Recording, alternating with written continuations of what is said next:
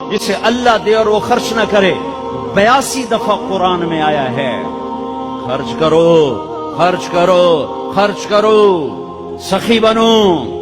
اللہ کی سخی سے دوستی ٹوٹتی نہیں اور کنجوس کے ساتھ دوستی لگتی نہیں۔ عبید اللہ بن عباس اہل البیت ان کی سخاوت کے چرچے تھے۔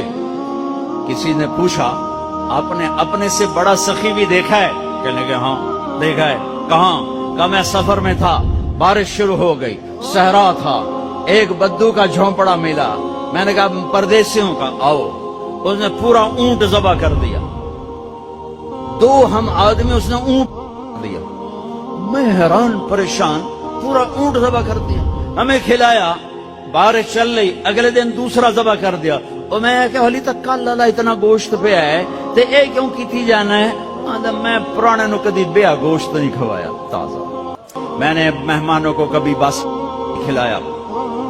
تیسرا دن آیا، بارش تھی، تیسرا اونٹ ذبح کر دیا، کہ میں 7 دن بارش ہوتی رہی، میں وہاں پھنسا رہا، روزانہ نیا اونٹ ذبح کر کے مجھے کھلاتا رہا۔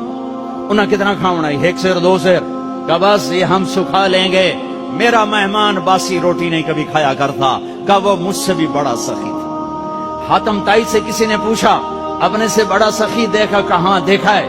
ایک رات سفر میں تھا، رات ہوئی، ایک نوجوان بدو کے گھر اترے، اس نے بکرا ذبح کیا اور اس کا گوشت بنایا، اس کی سری لایا تو میرے منہ سے نکلا سری بڑی بڑھیا بنی ہوئی ہے۔ اس کے بعد ہمیں نہیں پتا، اور اس سریاں لا لا کے بھون کے کھلاتا رہا کھلاتا رہا کھلاتا رہا۔ جب صبح ہوئی تو ہم نے دیکھا 100 بکرے ذبح کر کے ہمیں کھلا دیے تھے، کل کائنات اس کی 100 بکرے تھے۔ میں کوئی ایک ہی کی تھی، پرانے دا شوق تو پورا کرنا ہے نا۔ تو کہنے لگے حاتم تائی، میں نے کہا اس کو 100 اونٹ انعام دے دیے جائیں۔